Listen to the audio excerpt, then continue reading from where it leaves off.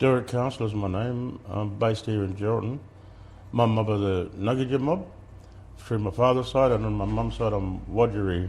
And just explain for our listeners what area like Nuggetja covers. Nuggetja covers basically from Granite River to just other side Northampton and out to Tanindawar next to Mullawar. So basically in that area there is Nuggetja country, yeah. Yep. But there's also other people from surrounding tribes also that have ties into the same area as well. Yeah. Yep. And so what are you doing for work at the moment?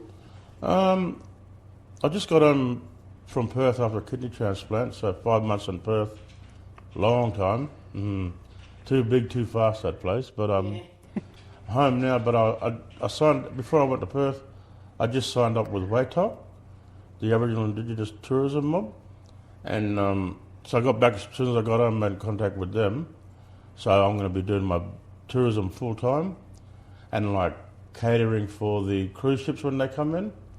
Also having a stall set up down there and selling like little artifacts and things there. So I want to do tourism full time as well as my welcome to country, smoking ceremonies and cultural awareness.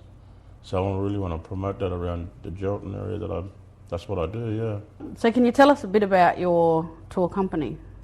Yeah, Darigi Nuggetja, we do our tourism from like Granite out to Horrocks and out to Nindawar, Nundamara Pool and places like that. So I do like the Dreamtime. I was telling the Dreamtime stories of the Bimmara about when he came from inland down to the ocean, and also the story of Bimmara's son Nundamara, where he walked the land and he brought all the waters and springs and the rivers to the place as well.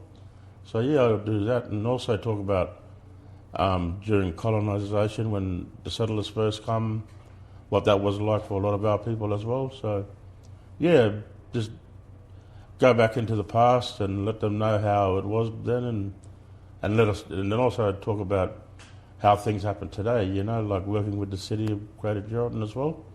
Yeah, and a lot of other local companies I do a lot of work for. Yeah.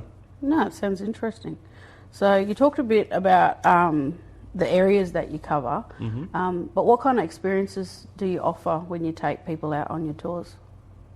Well, first the Dreamtime story of the Bimmara, and sometimes, you know, people have lived here, especially when I take non-Aboriginal people out, and they might have heard a story this side all their life, or, you know, been passed down, like 3-4 generations. Then I come along and I tell them a different story of the same thing, but really different, and which they never knew of before. So they get a good experience. Not only have they heard their family story from this side, but they get it from us local people as well, about what happened and how it affected us, how it affected them as well. Yep. So, and some people come away like they're really blown away, you know. They didn't know these sort of things happened. Yep. And we believe today that when we go when the tour finishes, we end up at Allendale Pool, and that's the home of the Bimmara today. So we do, well, I give them also the practice of throwing the sand in the water. And I said, right, you can go for a swim now, you know, then you're going to be right to swim here. Significance of throwing sand in the water? It's like your DNA comes off your hand, and as it throws into the water, and, you know, the Bimmara recognises that, and then he won't come and pull you under and things, you know. It's just, yeah, also respecting the Bimmara that he created the Granite River, and throwing the sand in the water acknowledges him for what he done for bringing that water there. Yeah. When did you actually sort of start thinking about and deciding that you wanted to do your own business in tourism?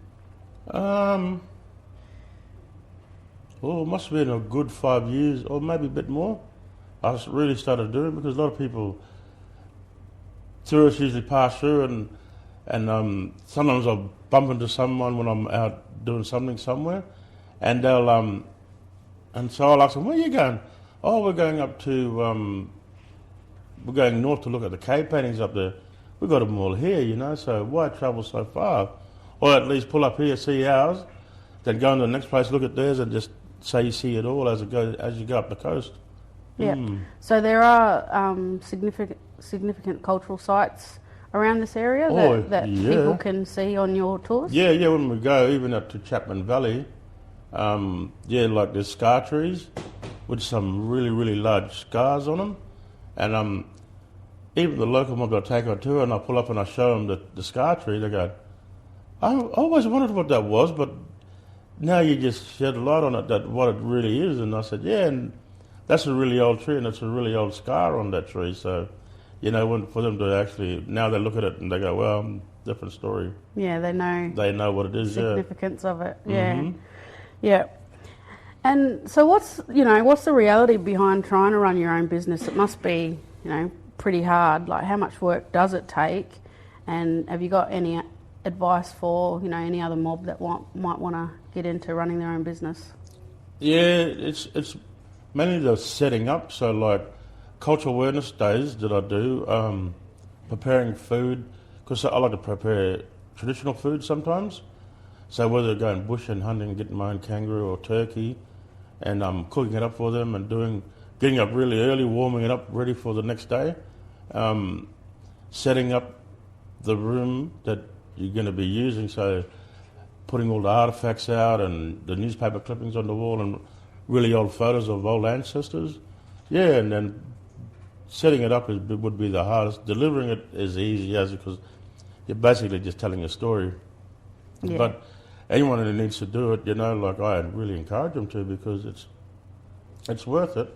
Yeah. Yeah, especially when you get like international tours that come in, and they just want to hear a local story, and so you'll tell them, but you tell them the good story, and they go, wow, see, always wanted to hear something like that. We knew something like that was about you, but in America or somewhere, we don't hear that side of the story, so it's really good for them when they come over and hear it. It makes them, they leave a lot happier. Yeah. Yeah. Because you do find that, like you do hear that a lot of international people don't really know about First Nations people they don't. in Australia, hey? Yeah. It's not something that's common. And even linking up through Facebook, with people like from Africa and all around England and around the world, they believe we actually live in the outback still, and these little humpy sort of things. So they go, and I go, no, I own my own house, So, yeah, no, I live in a small city, yeah. Yeah. Oh, well, there you go. Mm-hmm. So, like, what would you say would be a good starting point for, like a young fella or someone that's trying to get into their own business? Where would be the starting point? I think looking that you have that connection with culture, and that not only just with yourself, but you got your old people behind you as well to say, yeah, no, because if you need to know something, you always run back to them and ask them. They'll give you the answer that you need, and as well as family as well. You got plenty of family who'll step in and help. Like with my business, it's totally family orientated, so I use my children and grandchildren as well. So my youngest grandson, he knows how to do the smoking ceremonies already, so I've taught him, Yeah. How old is he? 10. Oh, that's solid. Yeah, wicked. And so why are you passionate about doing this kind of work?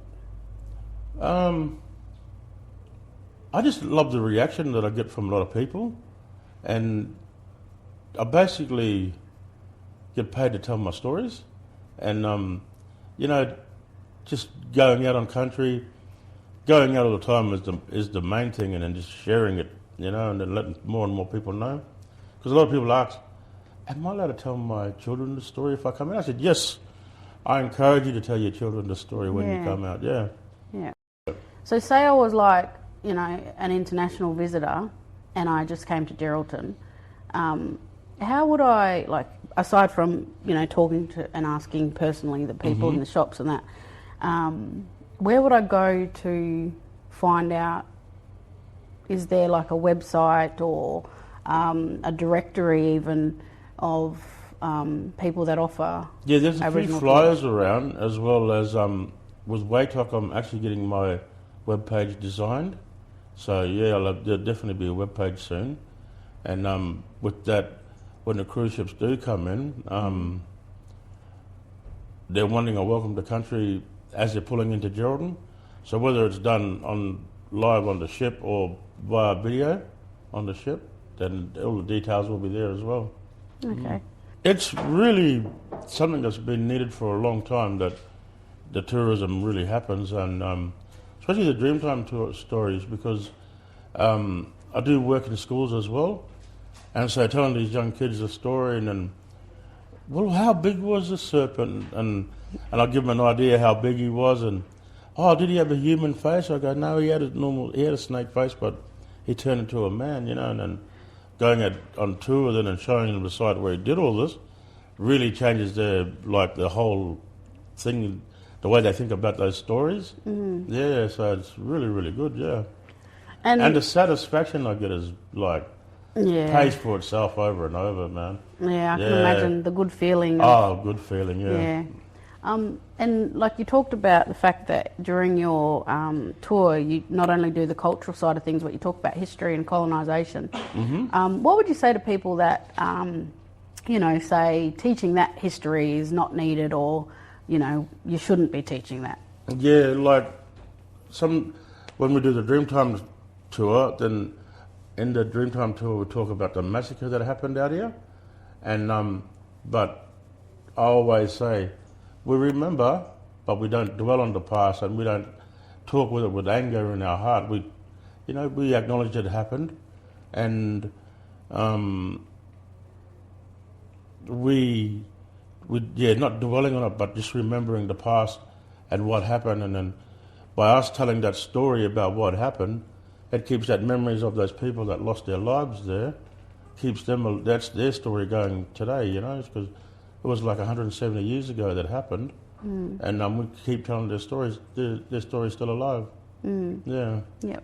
And some people are really confronted by it, but I say, it's all right. It's okay to be upset. And these are non-Aboriginal people too, so it's all right. We're not here talking about angry about it. We're moving on. So.